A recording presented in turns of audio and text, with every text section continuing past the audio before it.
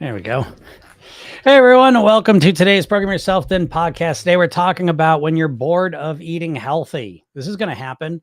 As a matter of fact, it's happened to you a million times. And it's probably one of the main thing that knocks you off track is that you start off great, right? And it doesn't matter what you choose. You start off great. You're eating healthier.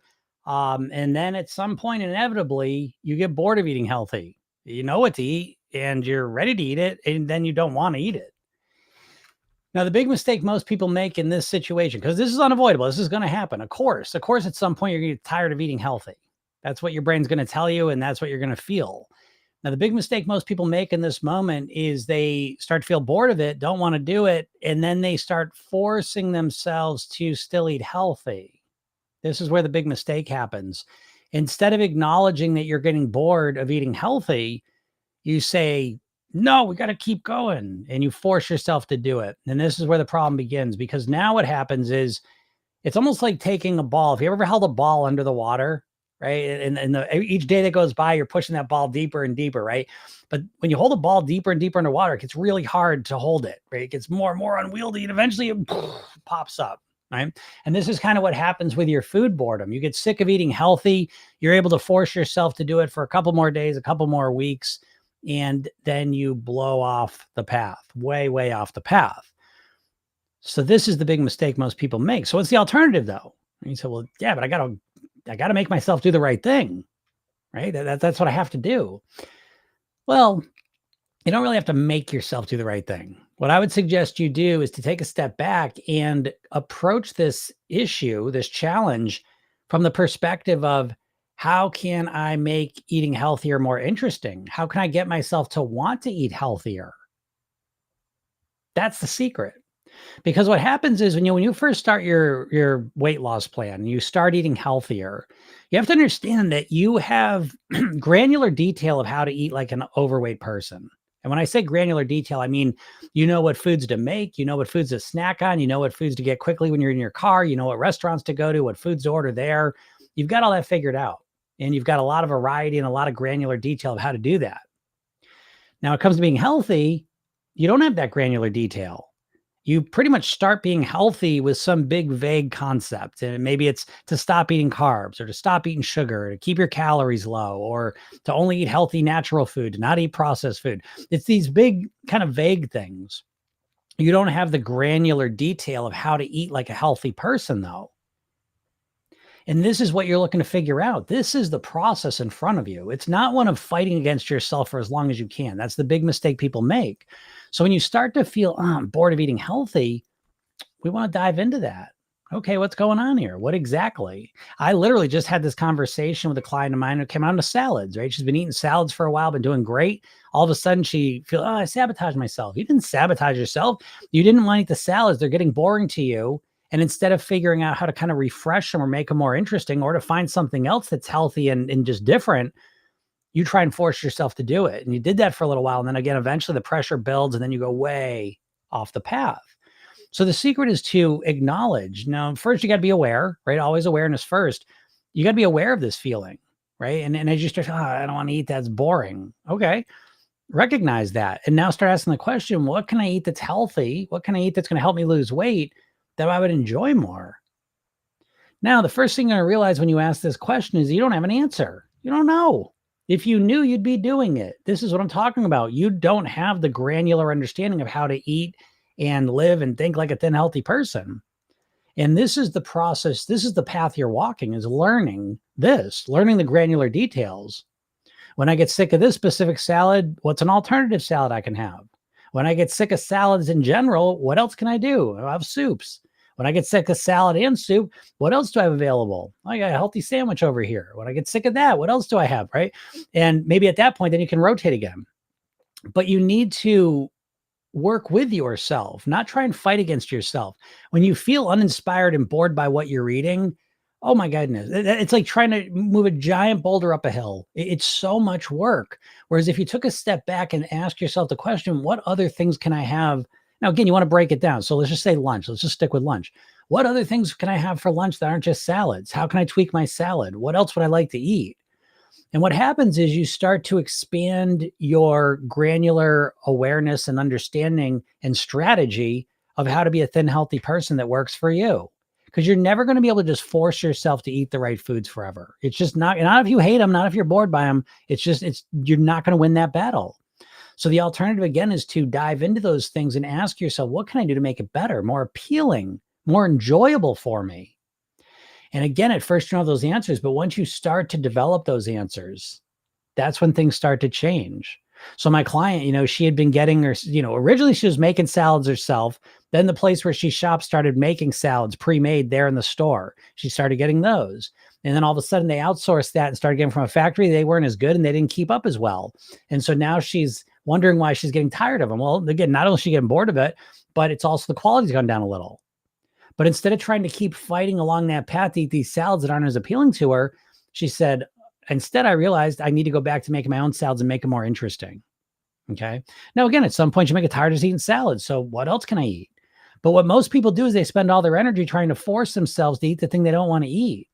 Whereas if you took that energy back and used it to figure out some more alternative, creative foods that you actually enjoy that also help you lose weight, that's how you get yourself to start acting and eating those foods consistently long term. You see, because once you figure out what those alternatives are that you like relatively, you know what I mean? Now you got variety. Now all of a sudden you don't have that subconscious, um, rebellion, right? You have that subconscious feeling of, oh God, I don't want to eat this, right? As soon as we get rid of that, say, oh yeah, I could eat that. I could eat that. I could eat that. Which one do I want? That changes everything. And it frees up so much energy because you don't realize how much energy you're using to try and force yourself to do something you don't really want to do. And so when you start getting creative and you start using that energy to find real solutions that are going to work for you, again, it's literally a completely different process than what you've done. And I hope this helps you out. So again, give this some thought. Anything you're struggling with, again, if you're actively looking to lose weight now, and or if you're not actively losing weight, this is probably one of the reasons why, because in your mind, you associate weight loss with boredom. You don't like the foods. They're boring and unappealing and unenjoyable for you. And so the answer is not into waiting for someday when you have this magical amount of willpower so you can just force yourself to eat shit you don't like. It's to use that energy now and figure out alternatives that are much more appealing to you and enjoyable. They're out there, I promise you. Right. And when you approach it this way, again, it really, you end up in such a different place 3 months, 6 months, a year, 3 years, 6 years from now. All right. So give this a shot and think about this. If you want some support with this approach, click the link in my bio, go get the free hypnosis session I give you, go watch the video training I made for you, and read the emails I send you. They will all help you out. So again, you can click the link in my bio or go to programyourselfthin.com and go get that free hypnosis session. If you have any questions, feel free to ask them. As usual, I'm here to help you with your weight. Any struggles you're having, feel free to ask any questions about them. Hopefully I can give you some insights, or at the very least, a different perspective on it. That's what I kind of pride myself on, I think, is that, I give you a different perspective on the weight loss thing than I think you normally get. Most of the time when it comes to weight loss, you're getting kind of that diet approach, and you're getting really the same answers, strategies, and solutions, just, with slightly different, dressing on them. So, yeah, Diane says, totally you can if you don't like your stuff. Yes, absolutely. You just won't, right? That's what I mean. Like, again, it's kind of like, it goes along with me to like the saying that an ounce of prevention's worth I should change that up. An ounce of prevention's worth a pound of cure. And I think of this in the same way. I always say, in the program, that's why I was stumbling, is that an ounce of prevention's worth a pound of willpower. And the same thing here, right? Because it's like, if you take a little extra time and figure out, some alternatives that you like, and, where you're going to source the food, how you're going to make it, figure all that stuff out. Now all of a sudden you have alternatives that are actually appealing to you. And once something's even relatively appealing to you, or at the very least, not unappealing to you, everything's just easier, because now you're not fighting so hard against yourself. Like, again, trying to get yourself to do something you don't want to do is just a fool's errand, in my opinion. I don't know if you ever really win that battle, and it always feels like a battle. What's up, Heather? Heather says, what are your favorite foods, Jim? My favorite foods. I love peanut butter. I love toast. I love fruits, vegetables. I love my salads. I love grains. Love burritos. Love spicy pasta, clams and shrimp. Love, what else do I like? I love pizza. I make my own pizzas now. I got my pizza oven. I love pizza. Um, but yeah, but I mean, now again, I got two categories of foods. And Program Yourself, then we break food into two categories. We have pleasure, we have clean and pleasure days. Another way to think about it is like I kind of separate the food into food and fun and fuel.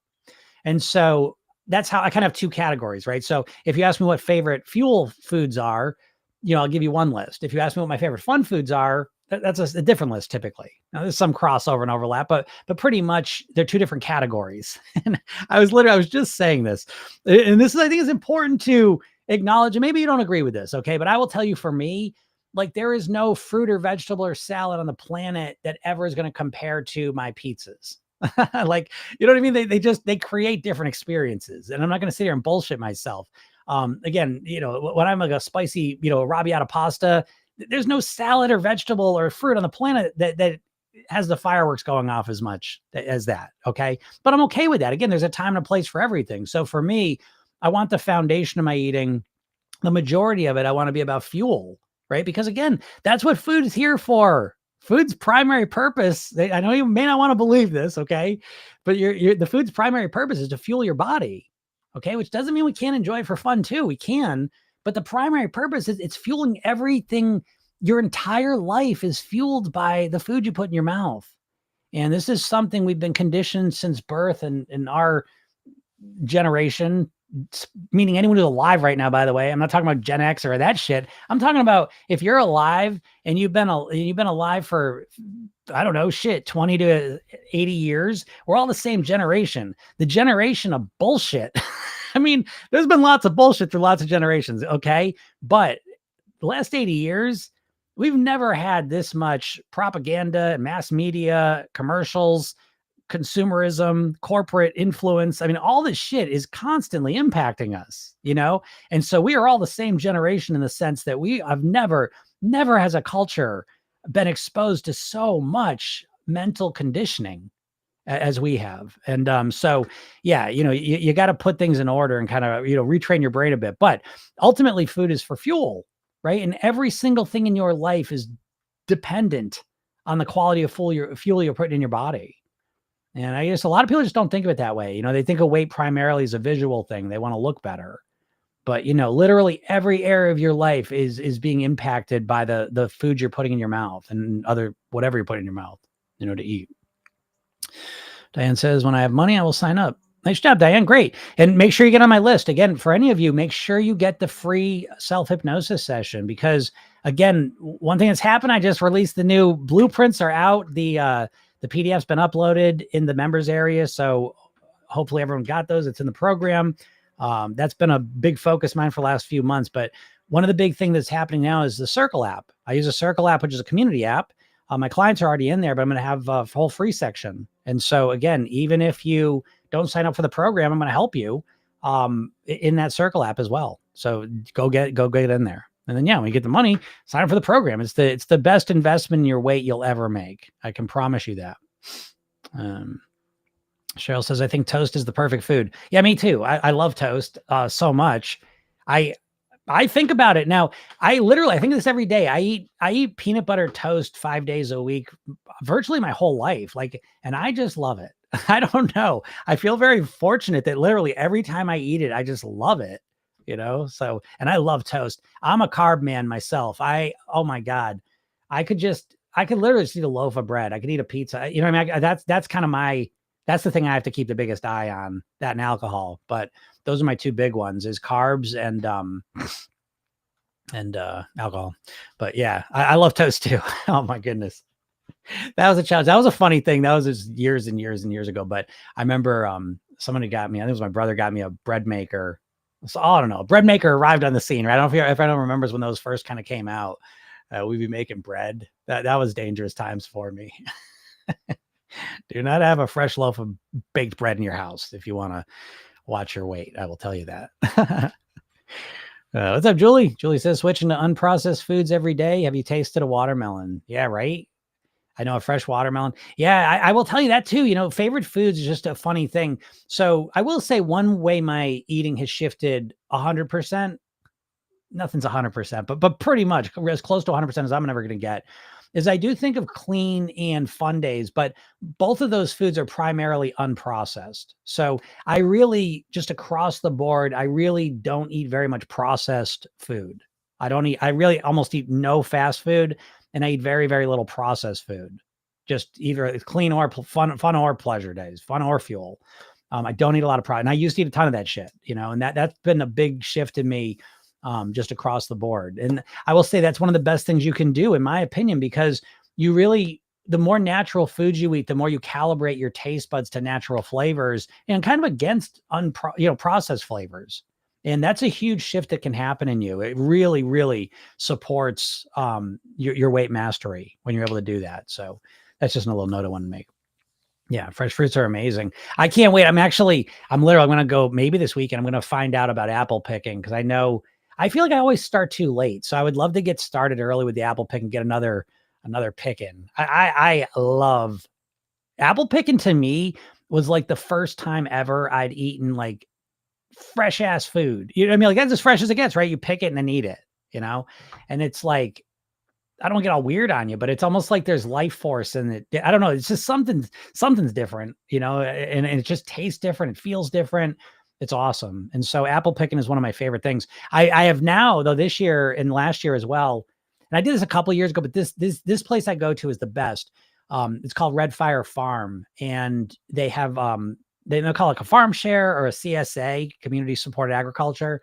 But basically, and you probably have these around you. You got to kind of search them out a little bit. You know what I mean? Farmers aren't great marketers most of the time, but you basically, you pay them some money in the beginning of the year, like in June or May, and then you get like 20 weeks of food. You know what I mean? That they're growing. And so, the cool thing about my place is like they got strawberry fields, so you can pick your own strawberries, pick your own blueberries, pick your own tomatoes, peas, all this other stuff. And then you just get lots of vegetables every week, and it's all fresh. And it's just, and listen, I'm not trying to, I think sometimes, people that eat healthy are so obnoxious about it. For me, it's always a journey, and, but again, it's this journey to eating healthier and healthier, because it's not even in our minds. You know what I mean? We can live our whole lives not even considering like eating real fresh food that was literally grown, just picked a couple days ago. You know what I mean? Like it's such a different paradigm of thinking about food at this point, which is crazy too. Because if you think about it, for millions of years we've been on the earth, pretty much we pick the food and we eat the food, right? And it's really only the last 50 to 80 years or so, 50 years, where it's like we're not doing that. And we might live our entire lives never eating something just picked and eaten. And that just, again, that's just one example of us living in this alien world. It's not natural. It's not normal. But it feels normal to us because that's just how we've lived now, and I'm breaking out of it myself every year, a little bit more. And this CSA, though, is a huge step. Oh my goodness, is 20 weeks of putting all this fresh food, local, fresh, organic food picked yesterday into my body. You better fucking believe it makes a difference. You better believe it makes a difference in my thinking, my emotions, my physical strength and flexibility and energy. Come on. Of course, it makes it easier to manage my weight. So, again, and I don't want to talk like an elitist, because I guess it's a privileged position to be even in a position to be able to get this. So I recognize that. But again, putting some work into really sourcing high quality food. It's just, again, it's one of those things that it's a leverage behavior, because you get so much more back than you put in. It really is worth the effort. But anyways, yeah, Cheryl says, yeah, I make my food look pretty on the plate. It's so colorful. That's great. Yeah, because you eat with your eyes, so I think that's brilliant too. Again, taking care of the subtleties of eating, that's the secret. If you're overweight, it's because you have an overweight mindset. You have the granular understanding how to eat like an overweight person. So it's easy and automatic for you. Even though you don't like it, it's just eating automatic. And you're always going to default to easy and automatic.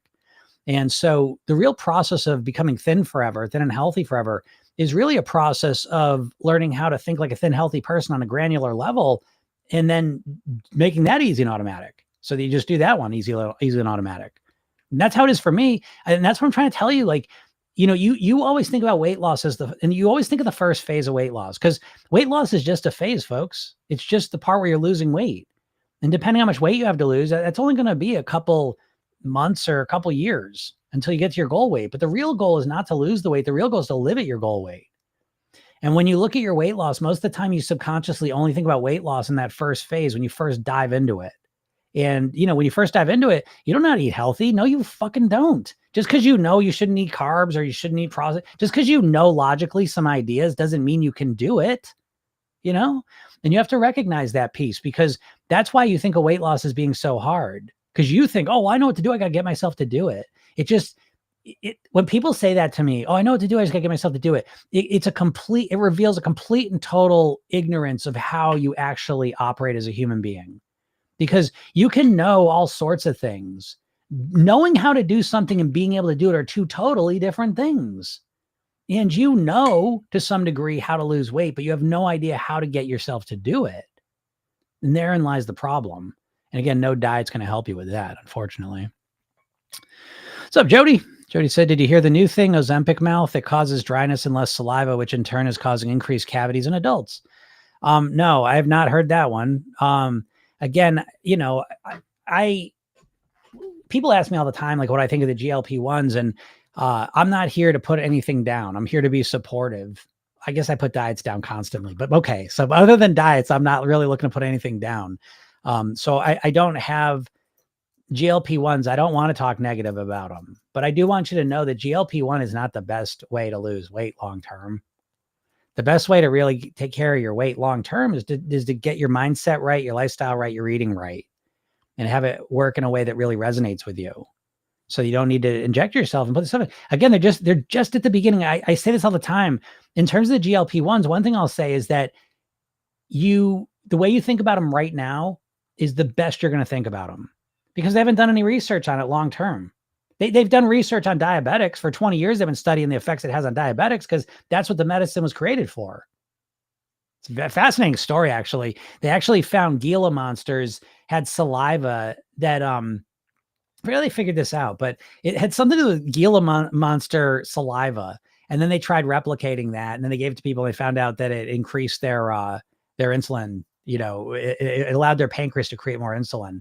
But then it had the also added effect of reducing people's hunger. So it's fascinating stuff. But anyways, again, they've studied it with diabetics, but they have not studied GLP-1 effects on people that do not have diabetes. So the trial is going on right now. I mean, you're watching it. So you are most likely, the way medicine works, and when you crank up your GLP-1 by astronomical levels, yeah, it's probably going to have other effects that you didn't consider. And those will reveal themselves over time. But, the chances are, history says that those effects are typically more on the negative side than the positive side. So I doubt people will be thinking as positively about GLP-1s as they do right now, because right now, again, they've got the advantage of being new to the market. It's all new. And there's not a lot of, there's just not a lot of study or knowledge about it, really. Not really. So yeah, that's interesting. Not necessarily surprised. What's up, Heather? Heather says in UK that scrumping, best on board, a pony is perfect height to load up apples from the orchards when landowners aren't present. Scrumping. I like that. Well, I need to go scrumping. I can't wait to go apple scrumping. And actually, just speaking of that, right? So this is what I mean. For me, like, okay, so it's like, oh, I know apples, right? And I've been picking apples now for, I don't know, 25 years. I've been doing it for a while. I live up in New England, and it's a thing. And I never really did it growing up, but I've been doing it for a while. But so I go and pick my apples I like and cool. But then all of a sudden it's like I found this other orchard. It's like 25 minutes up the road from me, and they've got all heirloom apples. It's phenomenal. But this is what I mean. Like all of us in America, you have a very limited psychological mindset of fresh, healthy food. Like, you don't have a lot of granular understanding of types of apples, types of peppers, types of, squashes, types of fruits, vegetables. You don't have a lot of knowledge of those things. You don't have a lot of granular, detailed knowledge of it. And now we can talk about flavors of potato chips. We could talk about flavors of Ben & Jerry's ice cream, right? You probably have very granular knowledge of those things. Okay. And so this matters. And so the apples, what I'm saying is an example for me. Like, again, I'm just giving an example. Like, it makes a difference. The more I learn about apples, the more I want to eat them. I don't know. They just becomes more than like, because growing up, an apple was a red, delicious apple. That was an apple to me growing up. Spinach was spinach, frozen spinach. Peas were peas out of a Le Sueur can. That was it. That's it. As a matter of fact, I say that because I literally had fresh peas yesterday for the first time in my life. I'd never had peas that weren't out of a Le Sueur can until yesterday. And it's like that. You know what I mean? Like, so these fruits were like, it was one thing. And when you think of things in just one thing, it's very limiting because red delicious apples, I don't really like them that much. And now I say, oh, I don't like apples. You don't like apples. You don't like fucking red delicious apples, right? It's like there's one potato chip.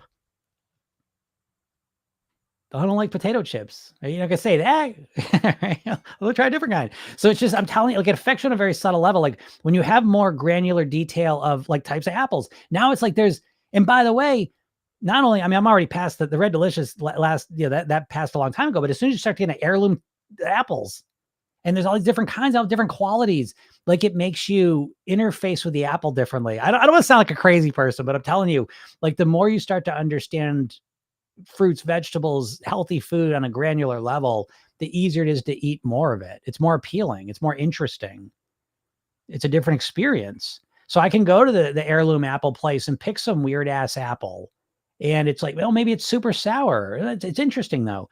Honestly, you know what it's like? I used to work in a brewery and beer was like this. For 100 years, beer was American lager.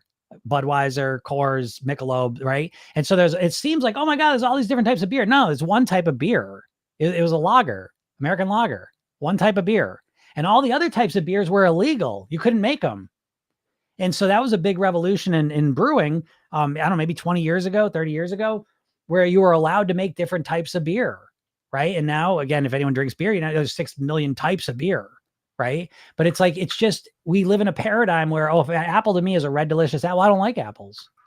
Well, there's 600 other apples you might love, and so this is happening to you. I don't like salads. Well, there's 6 million salads. I don't like that lettuce. There's 50 other lettuces, and it's like, but you don't think that way. If you're like me anyways, oh, it's a salad. A salad is, what's a salad? You know what a salad was growing up?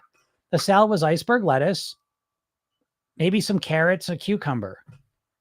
Maybe a tomato, and to be honest, a lot of that stuff, it was fine. The iceberg wasn't that great. The carrot's a carrot, cucumber's a carrot, cucumber. And the tomatoes are another one, right? Again, there's a million tomatoes, but I would always get that same tomato. Didn't have much flavor, didn't have much, industrial tomato. So there's a whole world of excitement out there with healthy foods that most people kind of don't know, but. What's up, Juanita? Juanita says, I love to hear that it is something that you are continuing to work on and evolve more and more. Very inspiring and motivating. Thank you. Yeah, you're welcome. And that's one of my big messages, to my clients and to all of you is that you have to stop thinking about weight loss as like a destination. It's really not. Yes, it's a destination in the sense that, okay, the scale gets to a number and then you stay there. Ideally, that's the goal, right? But the reality of living that is that every day it's different. Every day is unique. Every day brings its own challenges and, supports. And so you have to have the ability to be flexible. And it's a journey, for me, I lost over 50 pounds over 30 years ago, but, I'm still in the game, even though the scale just stays where it stays now, I'm still in the game and loving it more than ever, always optimizing, always improving, always growing. And I think that's a key part of the process because I think dieters, like if you've even gotten to your goal weight, like you get to your goal weight and then what as a human, you need something to look forward to.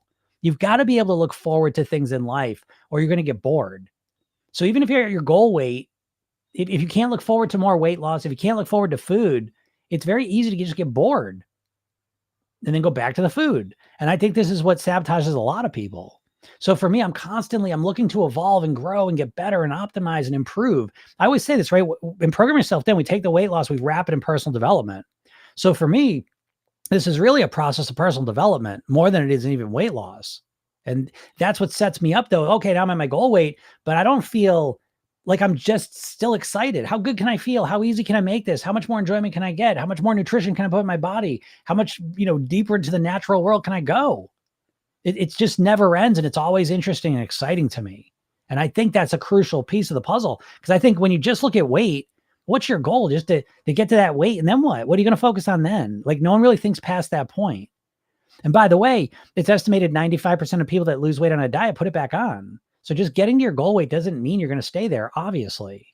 So there's got to be more to it. And part of it is what I'm saying here. It's this mindset shift. Yeah. Oh yeah. I see. Yeah. Christy over here says, I feel like processed food hijacks my brain. It does hijack your brain. It literally does. Ultra processed food absolutely hijacks your brain. It literally rewires it. So there's no question about that. That's a proven fact. I say this all the time. Ben and Jerry's, right? So again, like Ben and Jerry's, you get this image of like hippies up in the cabin in the Vermont testing out different flavors. It's not that way. Unilever owns Ben and Jerry's now anyways. And the way they come up with new ice cream flavors, they put people into an fMRI machine and scan their brain in real time while they drip different ice cream solutions into their mouth, looking for the ice cream that triggers their pleasure centers the most. So this is how they're coming up with flavors now. It's very manipulative. It's very scientific. And so, yes, processed food absolutely hijacks your brain, folks. There's no way around that. If you think it doesn't, you're just thinking wrong, plain and simple. So, yeah, Chris says veggies from a CSA taste so much better than store-bought veggies. They absolutely do. And that's why I say to you, again, not like, oh, come on, you got to eat that. That stuff tastes like shit. But get curious. Like, it really is fundamentally different. Like it's, again, like that's such a good, I'd never even talked about the apple. I've never even thought about that, but yeah, like a Red Delicious. And again, if you like Red Delicious, great. Okay. But it's like growing up, an apple was a Red Delicious apple. That's what it was. Now that's not real. Like in the real world, there was tons of apples. I just didn't know about them. You see? So again, once I got outside of just store-bought fruits and vegetables and got to the CSA thing, it was like, holy shit. Oh my God. It's a lot different, So yeah, it's interesting when you start doing that. What's up, Zoya? Zoya says, Jim, just want to say how impactful your advice has been. It really broke me out of my mindset I've been stuck in. I stopped thinking about weight loss as a short-term goal. Yeah. Well, you're welcome, Zoya. Thanks for saying that. Nutritionists in general don't target the mindset aspect at all in my country. They don't here, either. And so, yeah, I appreciate that, Zoya. Thank you for letting me know that I've been helping you. That's what I'm here for, right? So that makes me happy. And listen to what Zoya is saying, right? The idea of stop thinking about weight loss as a short-term thing is one of the best things you can do. And I think it's fundamental. I think it's necessary if you're going to keep the weight off, is that you have to start thinking about, weight loss as a forever thing, right? Because again, the core question is this: how long would you like to live at your goal weight? How long you want to keep the weight off for? Right. And the answer is probably forever, I'm imagining. And so if you want to keep the weight off forever, you need to manage your weight forever. So again, it's, you're not tricking yourself, you're not lying to yourself. This is a long-term thing, and that's a good thing, by the way, because you always get to improve, grow, get better, optimize, have something to focus on. So I think it's good that way. But TikTok, if you got any questions, feel free to ask them. I know I've been yapping a bit here and I may have missed your questions. And if you asked a question I missed, please just re-ask it. Sometimes it cuts questions off. But yeah, I've had a lot of people on TikTok lately. More people coming from like Facebook these days.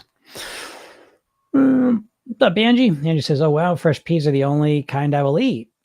Oh, Honeycrisp apple. Yep. Yes, sir. And I love the Honeycrisp. I love the Honeycrisp apple. What my only complaint about is like, they're like this big. It's like, can we make a normal size Honeycrisp? Can they put that in the mix? I get a bag of Honeycrisps and it's like 4 apples in there. And it's like, they make them smaller. My apple of choice, my go-to apple most of the year is Galas. Those are kind of my ones. I love those. But I love trying different apples. That's why I love this heirloom place. It's up in Brattleboro, Vermont. I forget the name of it even.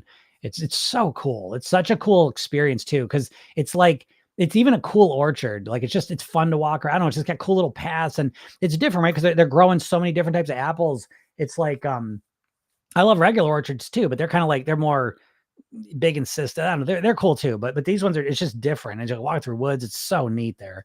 But I think kind of lends to the whole experience as well.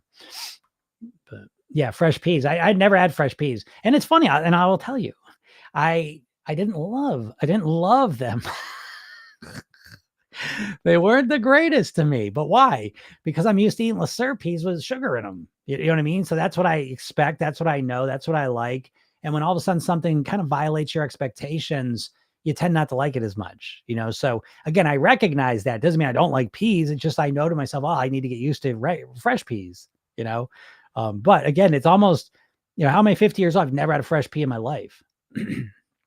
But that's been my life. This whole journey for me is stuff like that. You know what I mean? Like, oh my God, I've never had a fresh pea. Oh my God. You know, he's like, I've been living all this time. I thought, and it's so much like that. I've never had natural peanut butter. What's that? You know, I've never had, you know, flourless toast. What's that? It's just that forever. And I expect that to go on forever. And it's fun and exciting. Keeps things interesting. Yeah. But yeah, Honey Crisps. But yeah, if anyone's got any questions, feel free to ask them. There's Vicky. It's a lifelong and forever, and that's okay with me. Yeah, it has to be okay with you, right? That's what I say to all you. It's got to be okay, or what? You know what I mean? Like it's just like that, you know? Yeah. And he says, "Money's tight, but I'm interested in your program." Yeah, again, I'll be here. So again, you know, make sure you get on my list though, because again, I got lots of free stuff coming. I have been focusing a lot on my clients and customers. The big thing I've been focusing on is my program and really getting it just humming along on its own. And that's why I put so much time into the goal weight blueprint, because it's just laid out, I think, so beautifully. And it's really built for a person to go through on their own and really identify, you know, how to think, live, and eat like a thin, healthy person. So that's finished now. And so now, where I'm really putting a lot of focus on is a Circle app. And again, that's going to benefit the clients that are in the program. You're going to benefit from it, but there's also going to be a free area, and I got a bunch of free stuff coming. So again, this is my mission in life, to help as many people as possible live at their goal weight. And whether you join my program or not, I'm literally here to help you out. I know some people say, well, then if you care so much, why don't you just give everything away for free? I've done that and it doesn't work. Surprisingly, people seem to value what they invest in. And I've tested this out a number of times. I've done this professionally for over 20 years. So again, what I do is I give you the best value possible with my program. And but I have found that people that invest get the best results, you know. So anyways, but there's also there's gonna be a bunch of free stuff I give you too. So I'm happy to help you no matter what. He says, to hear the new blueprint on audio instead of having to read them. Oh, to hear the new blueprints on audio instead of having to read them. Yeah, that'd be interesting, huh? Man, if I just read that, maybe I will. An audio version of it. That'd be kind of cool. Yeah, I'll think about that. I kind of, at least like right in the middle, Vicky, is at least right now, I'm kind of going through the blueprints, right? Like so week to week. So if you go look at the PYT Q&A replays, I'm basically just going through the entire blueprints. And so you can go listen to those anyways. And I think personally, those are better to listen to than the book, because the book, I could have made that book 500 pages. Okay, I'll tell you a secret. I have a book version of it that's probably 350 pages. I said, I can't do this. It's overwhelming. So I really work to make the workbook primarily the questions and just enough context that you can kind of go through it, answer the questions. But again, I strongly suggest you listen to the bonus training that goes along with each one, because there's so much more context there. And I think it's valuable. Again, there's no rush. You know, you have to rush through the blueprints. And everyone wants to, but again, there's no rush. So you take your time with them. But I'll think about, having the audio version. That's another thing I turned my focus to. I'm working on the Circle app, but I'm finally working on finishing up my books. I got 2 books coming. I expect to have them done this year. And I know I always say I expect things done and I don't get them done till later, but these ones are both probably, one's about 80% done and the other one is pretty close. The other one's short. So it's going to be an easy breezy read. It's really cool. I can't wait till you see it. You're going to love it. I'm working on that one now. And then the other one is a little bit more kind of typical book, nonfiction explanation books like that. Sweet Quest says Macintosh apples only come for a couple of months and my hubby goes nuts over them. Yeah, Max, we get those up here. I don't love Max, although again, you know, it just depends on what Max you're getting. That makes an impact, right? But yeah, I'm a big fan of Max as well. Huge fan of them. Zoya says my country is agro-based. It's always been fresh fruit and vegetables. Canned fruit and vegetables are considered expensive in general here. Yeah, well, they're very fortunate, Zoya. And I mean, I hope in America there starts to be a shift towards that. You know, usually, depending where you live, I know not everyone has the situation, but oftentimes there are a lot more fresh foods available than you may realize, because as I said, there are farms around. Farms typically aren't great marketers. So you have to kind of seek them out. But, a lot of times there are a lot more farms around you than you realize. And I speak from experience because, again, this CSA has been around me for years and I just never went in. So that's a nice situation, Zoya, though. Yeah. When the fresher the food is, obviously the better, he says, you're my only hope right now. Can't afford GLP-1. Yeah. But I mean, at the end of the day, that might be a good thing. So who knows? Right. Yeah. You said that, Angie, right? You said you were on the Zepbound. Yeah. Well, program yourself in's considerably less than that, I would imagine. Right? At least it's a one-time payment and then you're done with it. Whereas that stuff, you have to be on there forever. Right? But all right, everyone can get out of here. Got a little busy today. Busy. So have a super duper day here. If you're not in my world, click the link, go to my bio or go to Program Yourself Thing, go get the free hypnosis session, get on my email list. And if you like this, I'm here every Monday through Friday, usually around noon Eastern, to answer any questions or coach you with anything you may need help with. And if you like this and you missed the live, want to listen to it, it's also a podcast. Program Yourself Then. Search any podcast platform, go check it out. And yeah, you can go listen to it whenever you want. Okay. Cause I put them up there every day. So Angie says, yeah, correct. $400 a month. Yeah. There you go, Angie. So that's pretty much, the price of the program. That one month, pretty much the price of the program. So, and then, if you really want to gold it up, you get the coaching as well. That's a couple months of Zepbound, but that's even more powerful. But all right, everyone, have a super duper day and we will talk soon. Bye.